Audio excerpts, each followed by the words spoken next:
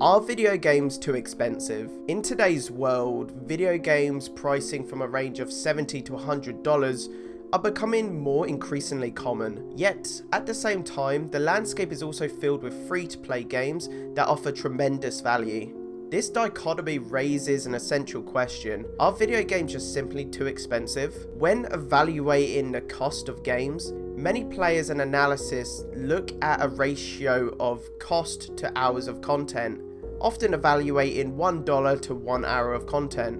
And I've found myself adopting this metric. For instance, when I play a free-to-play game that earns my trust I've invested significant time into, I don't feel guilty spending money on it, especially when it comes to cosmetic items for my online experience.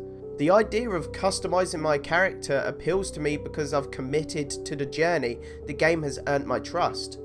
AAA games seem to follow this familiar principle. If a game offers 100 hours of content, a higher price point feels more justified. However, the issue lies whether these games can deliver on that trust to warrant the initial price. A perfect example of successful trust building is Elden Ring's DLC.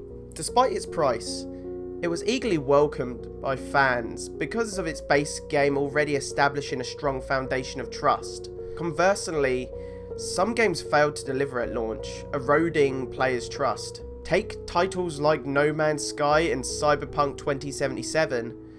They had disastrous releases, since they have worked hard to rebuild their trust and their reputation. Yet there are many games that failed to meet expectations at launch and then never recovered, causing players to lose trust and avoid future releases from those developers. Consider the upcoming release of Starwars Outlaws by Ubisoft. Ignore the Ubisoft controversial reputation. The base game is $70, with the additional content rising to $110.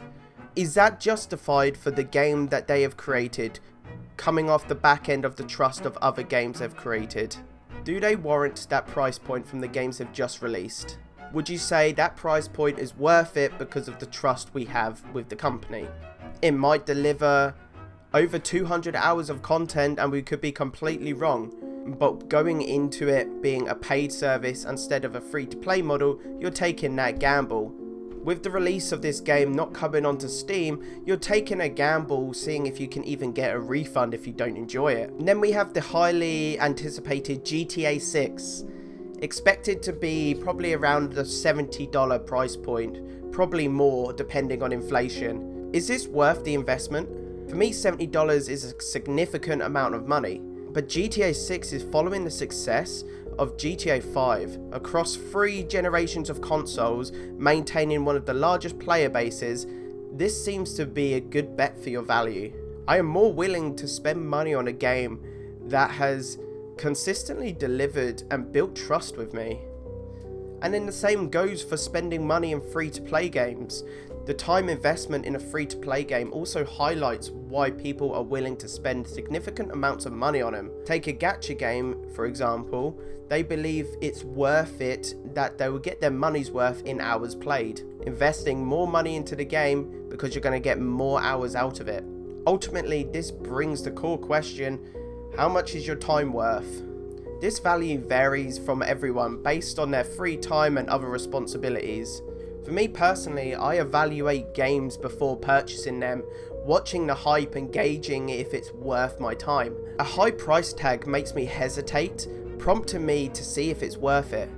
When I have a personal threshold around $40, where if a game entices me, I'm willing to spend that. Anything more, then I have to do more inside research. In conclusion, a video game pricing tier requires a high level of trust from players. If you're going to call yourself a quadruple A game and charge quadruple A prices, it needs to deliver. If the game fails to deliver, it risks alienating its audience, affecting future sales, and in the worst case, closing down businesses. I want to hear your guys' thoughts in the comments down below.